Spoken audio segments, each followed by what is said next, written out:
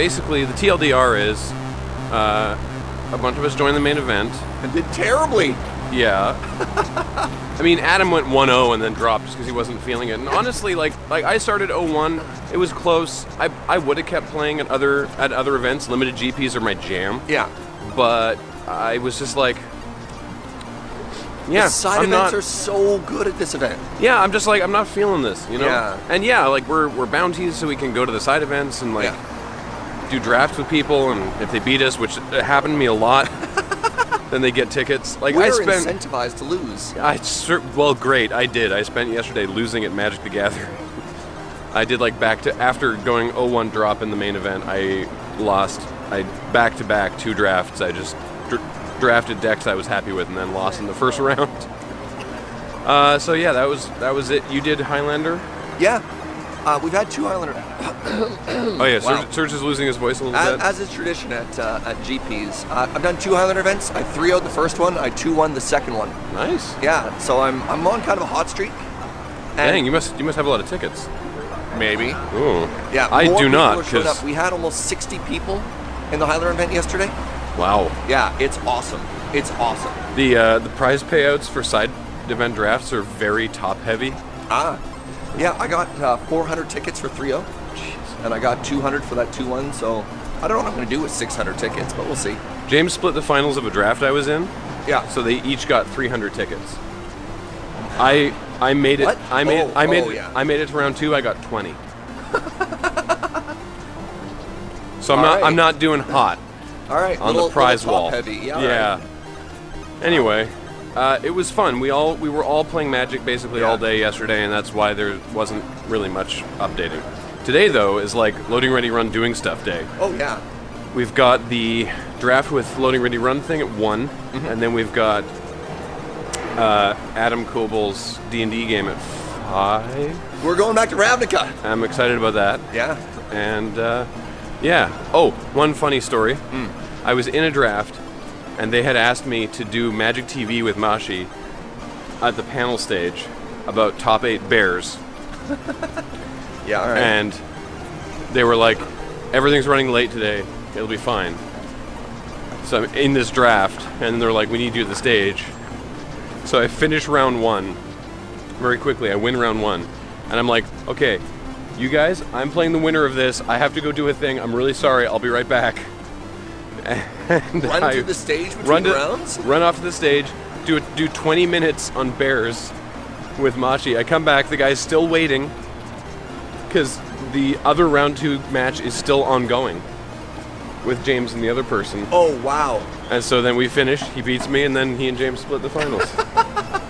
Adam and Cameron are already in the draft queue. Ben and James are going to try and get some extra sleep this morning after going hard last night.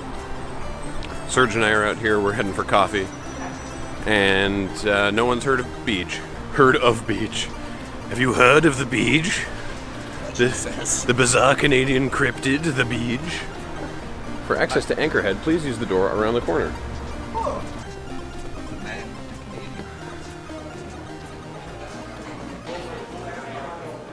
The barista is already on a first-name basis with Serge. Despite filling myself with protein and food from the hotel buffet, I have also ordered a Croiffle that they have here, which is, it's a cinnamon bun made out of croissant in the shape of a waffle. You forgot the best part, Graham. Hot, like prepared hot grilled end with a cinnamon drizzle.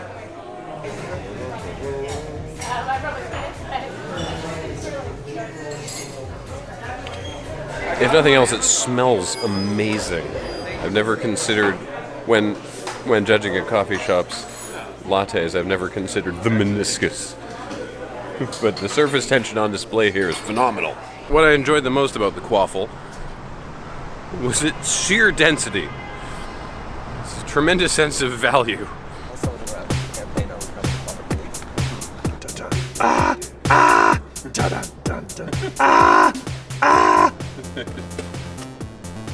I did it. Are you okay? I will be soon. Oh my god. This is how you must suffer for your minty tea with honey. It's fine. At the end, it's all worth it. My one finger's just a little red. Thank you so much. Thank you very much. Oh, I've made it into round 2 against someone who beat me the other day, so that feels nice. Now, who's my round 2 opponent? Sips a glass of water. I'm required to tell you that I am a bounty, and if you beat me, you get tickets. Oh, this is so awkward. It's just about 1 p.m. and time for draft with Loading Ready Run, and basically the pods are already full. Hey, I have my little pot of troglodytes for our draft. Yeah, they're beautiful. My beautiful children. I'm gonna guide them to the promised land. He's dabbing. And yeah, I'm looking forward to it. It's gonna be a lot of fun. Hi, we're gonna do a draft. I have responsibilities. That's a mistake.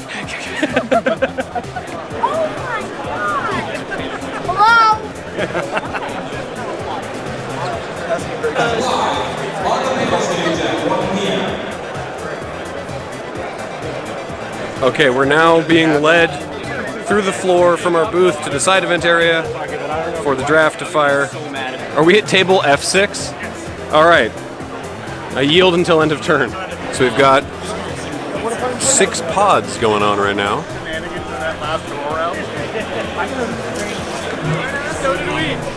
This is neat. We're in the finals of the F6 pod with myself and Jacob. And meanwhile, Sean and Trenton are both playing for the playmat because Jacob already has one, and I don't need it. I'm really hungry. And we've been doing stuff all day, and it's been really, really awesome. And got to meet all kinds of fans. And as you can tell, much like Serge, I'm starting to lose my voice a bit as well.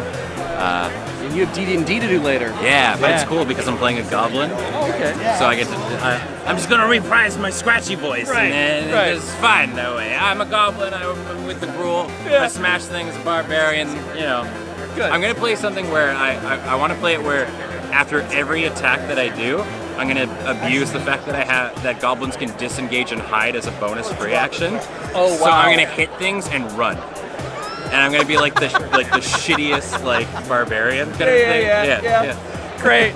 Like, ooh, ah! Yeah. Like the kid that pokes the thing and it wakes up and then runs away. Nice. Because I don't understand why it attacked me. I can't wait for this to run. I'll probably be at the booth actually. Realize. Yeah. Whatever. I'll hear you guys. Just support us from afar. I'll do my best. As Beach does with everything. Yeah. That's great. Do it over there. Yeah. Don't do it anywhere near me. All right. Hi, it's Jesus, 4 o'clock. Time for lunch. Yeah. Welcome to Magicfest time, where the meals are but a mystery that we try and cling to. It's ephemeral. We're gonna go to this really cool dim sum place. Sure. Known only by the letters that I don't even know. Those who know the name dare not speak it. It's that mysterious. Yeah. We should eat a green thing. It's a con. Yeah. All right. I will actually relish broccoli at this point. Do you want to get 2? Convention eating. I usually go pretty hard on the dumplings. Which is dumplings. Awesome. Not bad, eh? I'm gonna make sure you give your soup dumpling a quick dip in the sauce with the ginger into your white spoon. Poke a hole open to drink that soup out. We had a 10-minute wait, but they let us order while we were waiting to get the order in like right away. So we just sat down and they're already working on the order, so not bad.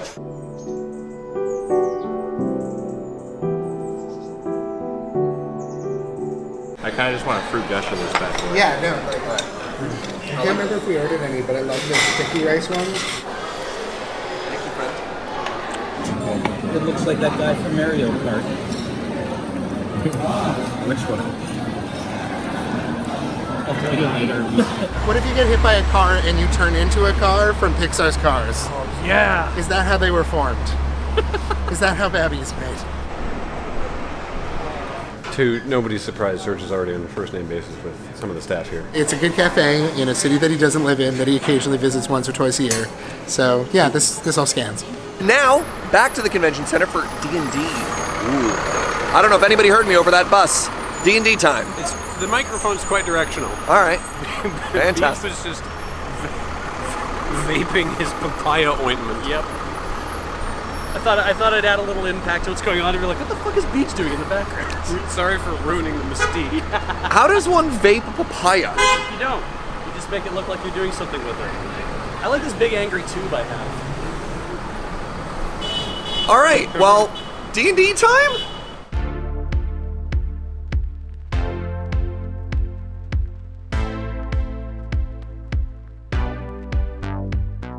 Good morning. It's the start of day 4. James, dead. Ben, dead. Cameron, well, Cameron's actually been taking very good care of himself and is probably well rested. I've lost my voice. Graham and I are going for coffee. And Beej, well, who can really keep track of Beej? Magicfest has been a long grind. Lost quite a few members along the way, but ultimately, it's been a huge success. Oh my goodness, is it raining? It just rained at some point, it's all good. So Seattle has a lot of excellent coffee recommendations, but only one is 3 days away from the convention center. So here we find ourselves once again. Wait, did I say 3 days away from the convention center? You sure did. Wow, all right, I'll have a coffee and then I'll actually be able to, track units of measurement. 3 blocks away from the convention center, but only I give up. I need a coffee. Graham, please help. We're going back to Anchorhead. Yeah. Because Anchorhead is great.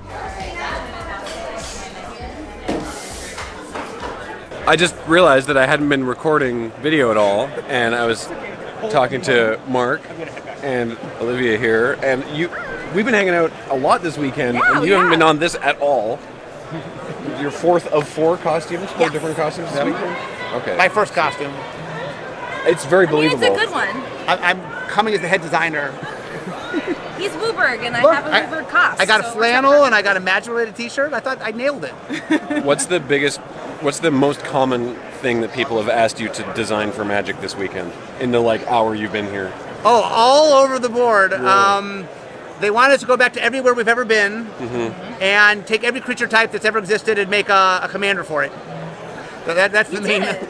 I did. That's why I made it. I made that. I made the card, but I'm done. No. So it's all over the board. People have a lot of requests for a lot of different things. Lots of people like Magic for different reasons, I guess. Some of which are asking me for things that are coming. So that's good. Oh. You know who you are. You don't know who you are. Yeah. I've been signing a lot of Ayulas this weekend. I'm back. I mean, it's Sunday, and I'm feeling like 88%. And now it's time to fire a draft. Good luck, everybody. Oh no, I play you. I'm gonna lose. Oh, I'm cross-bought against Jeej. Uh-oh. I'm gonna die. Remember, cardgame.com/LoadingReadyRun. A kingdom. LRR. Come on, you don't even know the. You gotta get the referral code. Right. Did I get the code wrong? It's just /LRR. What did I say? You loading ready run. I mean, theoretically both should work, but I don't actually. I don't know. Yeah. Update. I lost. Update. I won. Shocking. Yeah. Really. It was a fair game of Magic. Game of skill, no luck involved. Jordan's upset.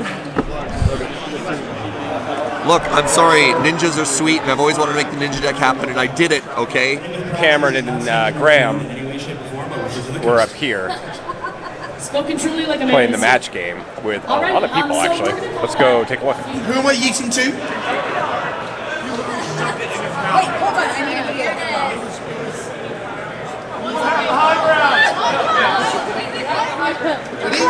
Ready? Yeet! I'm really sorry the guy. That's a big yikes from me, Pleasant. Come on, buddy. So, while some people get to go and enjoy the WrestleMans, the other ones of us have to fight over the PA system to vlog.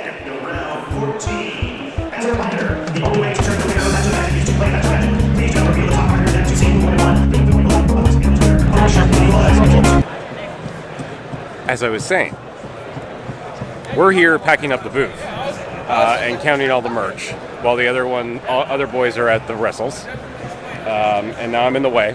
No, you're not. So apparently I'm not. So I'm gonna maybe set this up and do a cool time lapse while we pack up boxes. Yeah, time lapse. I don't know how to do a time lapse.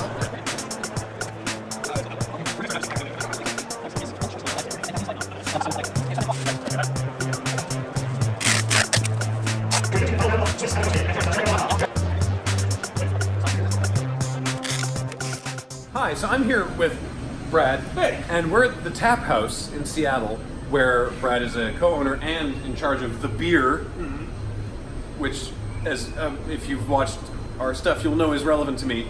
And we've been coming here for years. I actually already told you that the Tap House is literally where I learned to like beer. And I've always wondered what's on the other side of the wall with the 160 taps. And I get to find out. Yeah. Let's go take a look, actually, what we got going on back here. So this is the system. We have all 160 cakes back here. As you can see, we kind of have it meticulously organized from what we do. So over here is where a lot of our best-selling beers are here. You'll see that on root beers over here. We have Mac and Jacks, which is going to be like one of the best-selling beers in Seattle. That's what we call a grandpa beer. Because if you talk to any 45-year-old Seattleman, they'll be like, "Oh yeah, Mac and Jacks. Oh, I know that beer. I grew up with that beer." We also have a bunch of our lighter beer stuff here. This is our nitrogen cake. So about 150 of our beers are powered by carbonation. And we have 10 specific taps that are powered by nitrogen, which gives that like creamy taste that you kind of associate with the Guinness and stuff. And that'll be all these guys right here. Over here we have IPA land, it's like all of it. This little corner is just all 45 of our IPAs because we live in Washington. That's what everybody wants from us. Over here we have our dark beers. We have some other things. This is all of our seasonal shelving here. Beers we kept on here. From Counterbalance, we have a thing called the Progenitus beer that's brewed just for us because we're giant nerds and so are they. It's only available during PAX. That's a plug. Over here we have a lot of our Hefeweizens here. As you can see, we have a organization system where we put stuff on here, and then you see beer stacked on beers because we have 160 kegs on tap. And sometimes it gets a little hard to manage because we can't lift these 250-pound kegs up to the third or even second shelf. So we just kind of leave them to hang here. Interesting fact: we actually don't have Freon running through our taps. This is completely cooled it out at 30 degrees, like I mentioned before. So all the beer is actually naturally cold on the way to your glass there. Yeah, I can see all the tubes running over because that wall is the back of the bar wall. Yep. But this whole room is plumbed, I guess. Yeah. I just remember tomorrow I actually have to shake every single one of these kegs to check for ordering too. You have to shake every keg. All 160 kegs once a week I have to shake, and just by like the sound and the feel, I can tell about how much. Like let's take this guy for example. This is going to be about 60% full, so I probably don't need to order it for a bit. Let's go with something that's a little more popular.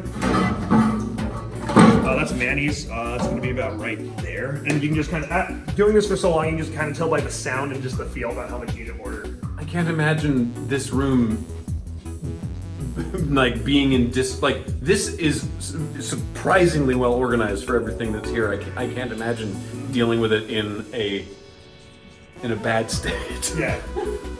So a lot of our ciders are going to be gluten-free ciders, and we offer that to a lot of our guests.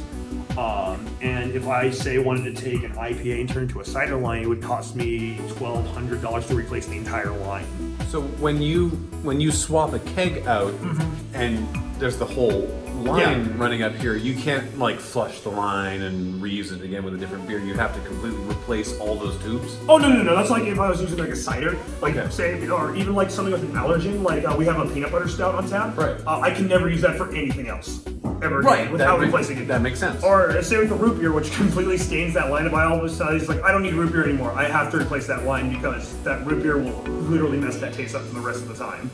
Wow, I'm seriously impressed. I mean, I don't know what I was expecting, but this is super impressive.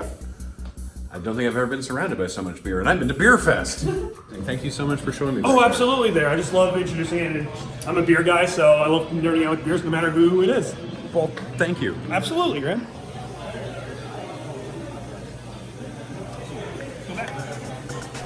Monday now. It continues to be Monday. Time keeps on slipping into the future. Surge. But what year? It's still 2019. How long was Magicfest? It was 4 days. That's a lot of Magicfest. That's a lot of Magicfest. It was good though. It felt like a Magic Fest. Yeah. For the first time for me, not just a GP. This was a big thing. It was really cool. Apparently, this was their second biggest one this side of Vegas. Oh, really? Yeah, this was a big one. I believe it. Yeah. We have some time to kill before our ferry back home, because that doesn't leave until 3 in the afternoon. So the three of us, anyway, are heading down to Pike Place Market, because, we got nothing else to do, and also Serge wants to check out Seattle Coffee Works again, so why not? Some of you might be familiar with that Japanese coffee siphon. We're going back! Oh, I'm really excited. Are you going to get the siphon again? Of course! All right.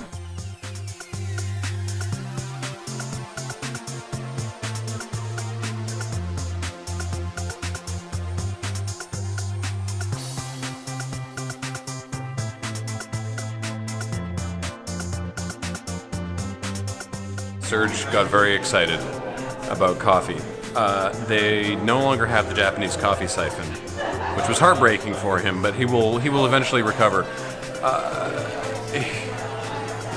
They have a very good coffee, and Serge couldn't decide which way he wanted it prepared, and realized there was 3 of us. So what he's done is he's bought the same coffee 3 different ways, on the V60, on the Chemex, and the AeroPress. And what this is going to let us do is, rather than taste 2 different coffees side by side and see the differences, we're going to taste the same coffee and see how does a brew method make it taste different. Is it noticeable? Is it not noticeable? I'm really excited, and I'm really excited to take these 2 on this journey.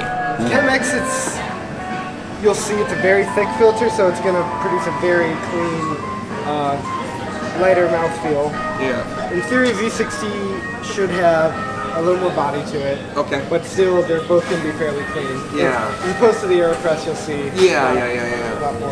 I'm out of my depth. How are you feeling, Cameron? As a former chem student, at least, I'm intrigued by it all.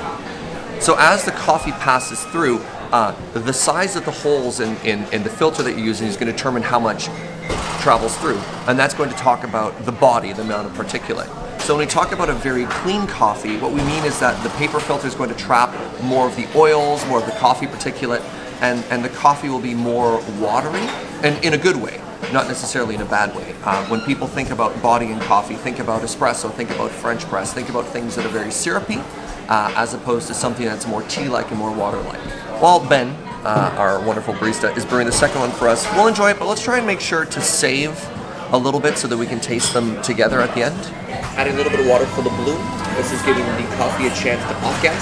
So you see everything raise up. And then Brad is also adding a little bit of agitation to make sure that all the coffee grounds are wet evenly. And then you let it sit for a little bit, let those gases release, and then the real extraction begins.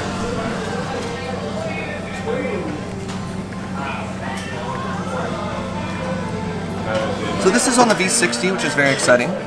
This should taste remarkably similar. Well, they're all the same coffee, so they should all taste similar. The main thing we're tasting for here is what difference does the paper filter have? Because you can see the brew time is fairly similar. The grind setting, while a little bit different, is still similar.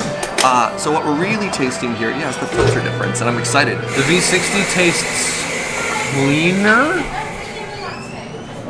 Is that wrong?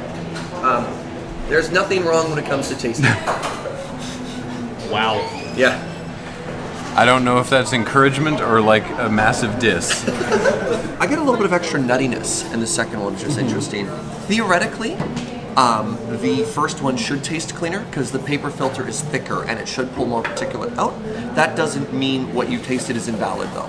And that should be interesting. Another thing that will happen though is as this cools, it will get thicker and that might get more oilier. So that first very warm taste could taste a lot cleaner too, especially if you had them side by side. All sorts of things could be changing what happens now. But wait for the AeroPress. That should be night and day difference. It's a little guy. I noticed that there's as much in the AeroPress carafe as there is after we've poured 3 glasses out of the V60 carafe. So, what's the change there? So AeroPress was originally billed as a alternative for home espresso, which was really weird. So it was intended to make these very, very small cups. And if you know a lot about espresso, that probably doesn't make sense. No, humans can't produce that many bars of pressure with their weak arm, fleshy bodies. And I'd like to think that Specialty Coffee has sort of taken it over to make really nice cups. But you can see, even just looking at the brew method here, there's only so much available room for liquid in the chamber. So we're gonna have to be careful as we split this one because there's not a lot. I can authoritatively agree that those are different. Even though it's a liquid and liquids are similar, they will have a different mouthfeel in there. And that would be the main difference you're looking for between the V60 and the Chemex is how does it feel? The taste should be similar, but the mouthfeel should be really different. Of course, the AeroPress is way different. You should find almost a grittier texture in your mouth. I like this a lot. And what I'm curious about is, do you have a favorite? I think I prefer the Chemex. Oh, you like the cleanest one? I've never been fond of the AeroPress. Okay. And I find the paper filters largely indistinguishable. Sure. But I think the V60 might have a slightly other dimension to its flavor? So cleanliness is good, but cleanliness can also mean you lose a lot from the cup. So if you pull too much out of it, what's left? Right. And that can work for some really nice coffees, some very light fruity coffees, because then that fruitiness will come through, that tea-like quality come through, that cleanliness will come through. Some coffees need body though. Some coffees need those heavy notes, and if you're looking for chocolate, you want it to be rich and filling and stuff like that. Like a very clean, watery chocolate, you're just like... Yeah, it does. I think it would. You'd wind up with a lot more of the acidity. Yeah, the unpleasant parts of it. Now I drink a French press at home, which is a cup of joe. Yeah. Right. Like it's very gritty. I'm surprised you don't like AeroPress then, because you should have a lot of that same texture. This could be gritty. This could be sandy though. Like it could. Yeah.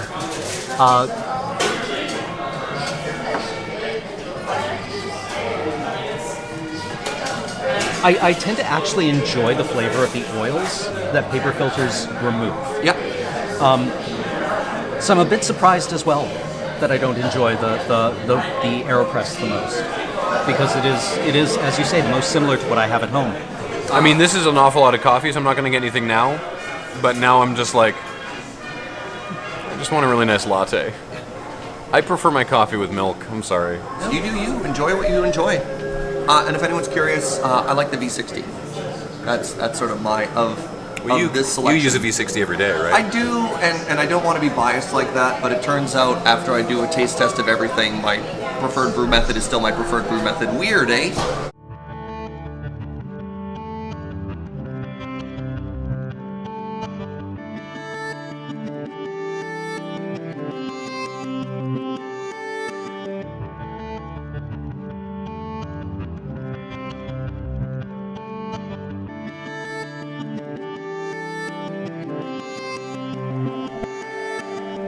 Serge is taking me to a place that apparently has good barbecue sandwiches that we can take with us on the boat, and there's a bunch of people around watching the men throw the fish, which is the thing that you go to see here.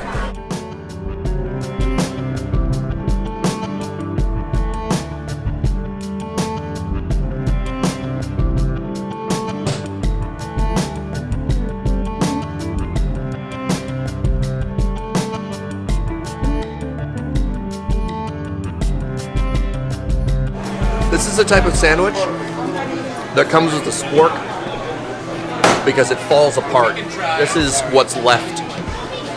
I absolutely cannot eat a full barbecue sandwich right now, and I was wary of how well they would last until the boat. But I did like the idea of barbecue pork, so I went and got a barbecue pork bun. Oh, big brain there. Very nice. There's a Chinese place downstairs. That sandwich didn't even last through me eating it immediately. The idea of it sitting in a bag for 30 minutes and being solid. No, you'd have meat soup in a bag. It would, yeah. That sounds probably unpleasant. Probably still delicious, but yeah.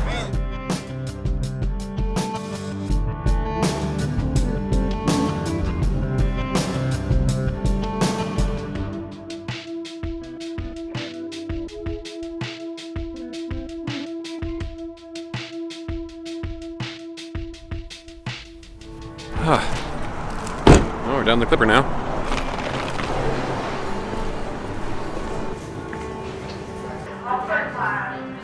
Hey everybody, let's boat.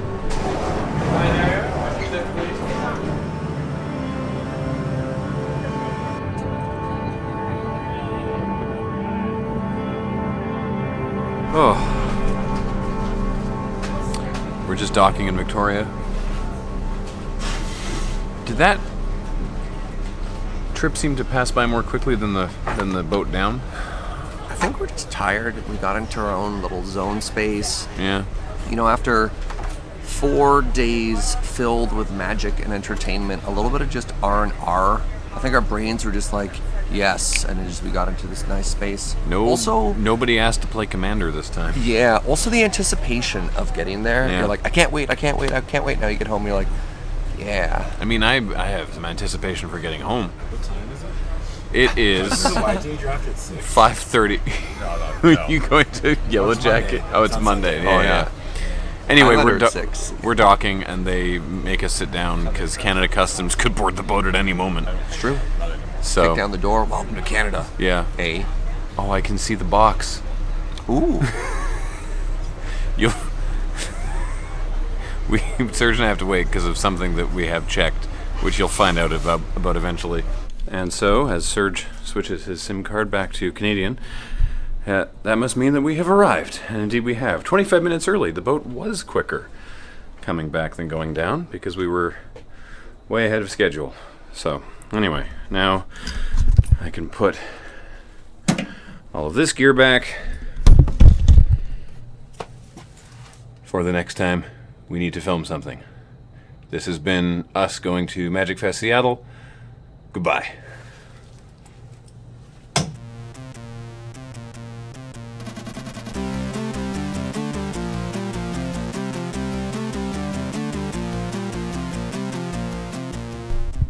Would have been good if we'd started with something like that, bookend it properly, but here we are.